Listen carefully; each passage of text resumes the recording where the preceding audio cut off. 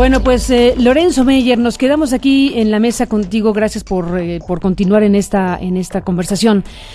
Quisimos hacer un alto en el camino porque queremos recuperar parte de esta entrevista que, bueno, escuchamos el viernes con Miguel Ángel Yunes, quien fuera candidato del PAN y del PANAL al gobierno de Veracruz, denunciando corrupción durante el gobierno de Fidel Herrera. Hizo un conjunto de señalamientos muy serios que, por supuesto, merecen y deben ser investigados por una autoridad competente en la materia, porque estamos hablando de, bueno, pues un señalamiento específico que hace alguien que tuvo cargos de alta responsabilidad en el gobierno mexicano en diferentes momentos de su vida y fue, pues, el representante del PAN para competir por la gubernatura de Veracruz. Déjame, Lorenzo, recuperar algunos fragmentos precisamente de lo que dice Miguel Ángel Yunes. Hay una parte donde dice que el gobierno de Veracruz, el gobierno de Fidel Herrera, ha sido el más corrupto de la historia, el más corrupto de Veracruz.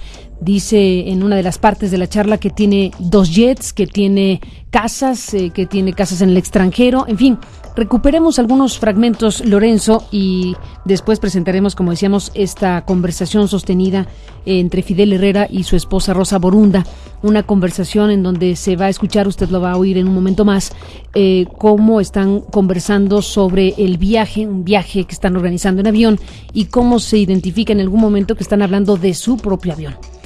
Esto es lo que Yunes dijo el viernes en Noticias MBS. Primero, un pésimo gobierno de Fidel Herrera, el más corrupto de la historia de Veracruz. Fidel Herrera hoy vive en la más absoluta opulencia, es propietario de 2 jets, tiene casas en Los Ángeles, en Canadá y en Inglaterra. ¿Eso lo puedes demostrar, Miguel Ángel? Pues lo sabe todo Veracruz y obviamente estamos haciendo un análisis. ¿Tienes 2 jets? ¿Y qué más dijiste que tiene Fidel Herrera? ¿2 jets? 2 jets, un Challenger y un Learjet 45 que usa su familia. Un gobierno estatal cómplice, lo digo con toda responsabilidad, atado de manos porque es herencia de Herrera, porque participó en los atracos en contra de los veracruzanos. No hubo de parte de Duarte ninguna disposición a aceptar que se revisaran las cuentas de Herrera.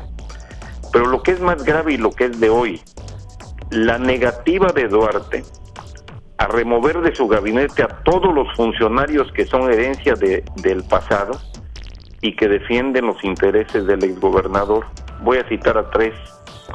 El primero, el secretario de Gobierno, Puganza, cómplice de Herrera en la venta de patrullas al gobierno del estado, como está demostrado con grabaciones.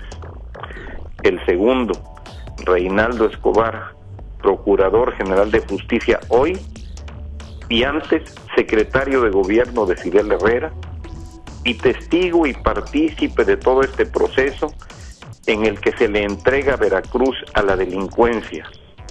Tercero, se niega Duarte también a remover al secretario de Seguridad Pública Arturo Bermúdez, que era y sigue siendo el encargado de espionaje político.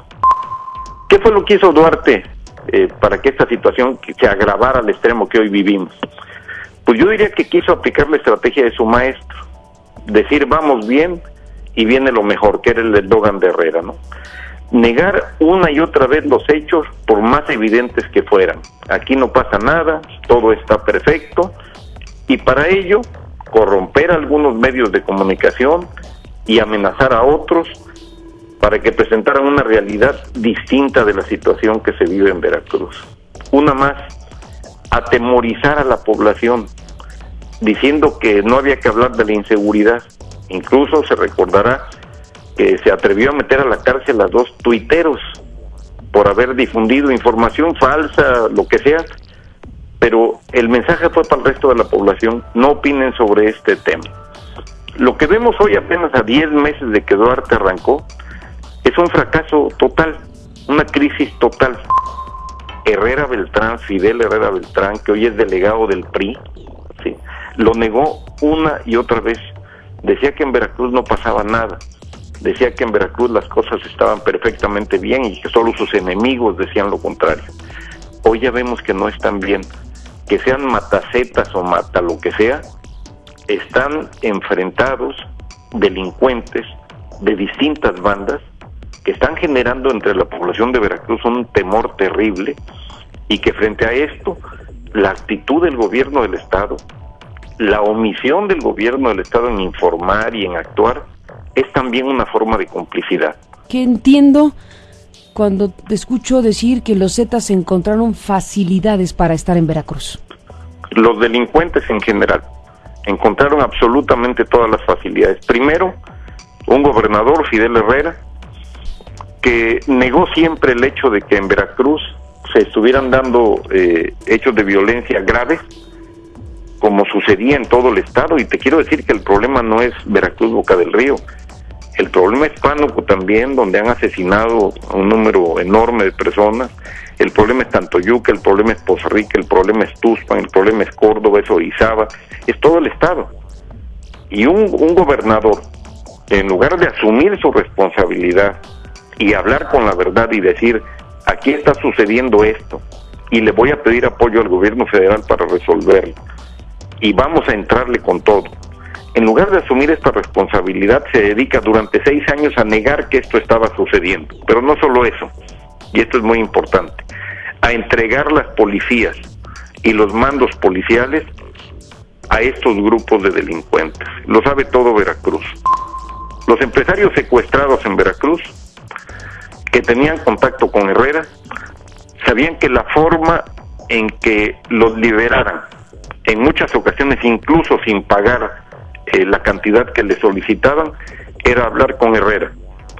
Herrera se encargaba de pedir su liberación a cambio de que los empresarios declararan que estaban de vacaciones. ¿Cómo? Uno de ellos tuvo que decir que, claro que sí. ¿Cómo es eso? Sí, claro. A ver. Uno de ellos tuvo que declarar que se había ido de vacaciones con su esposa, que había salido del país los días en que había estado secuestrado. Eso lo sabe todo Veracruz, Carmen. Esa es la complicidad. ¿Y de qué tipo de intervención estamos hablando del gobernador? Entonces, digo, la podrás imaginar. No, a ver, liberen a tal empresario. ¿De qué manera y a través de quién? Todo Veracruz sabe también que había un encargado y que era el quien tenía el contacto, que hoy es funcionario del gobierno de Veracruz. Esas son las complicidades que no se pueden permitir. ¿Identificable, Miguel Ángel? Herrera, yo preferiría no identificarlo. ¿Al funcionario actualmente en el gabinete de Duarte? En el gabinete y en el área de seguridad. Ahora bien, ¿por qué? Es gravísimo lo que estás diciendo. Es gravísimo. Yunes. Sí, no, pero ahí están los empresarios. No, Carmen, no lo estoy inventando. No lo estoy inventando, dijo Yunes. Déjame, Lorenzo, recuperar estos audios primeros donde está hablando Yunes de los 2 jets, de las casas en Canadá y en Inglaterra, de cómo el actual gobierno pues es señalado por Yunes como un gobierno cómplice, al final de cuentas, que participó pues de alguna suerte como parte de su gabinete, y que ahora pues no ha investigado las cuentas del propio Herrera. Recuperamos estos fragmentos, Javier, nuestro operador, para regresar con Lorenzo Meyer y presentar juntos lo que sigue. Primero, un pésimo gobierno de Fidel Herrera, el más corrupto de la historia de Veracruz. Fidel Herrera hoy vive en la más absoluta opulencia, es propietario de 2 jets,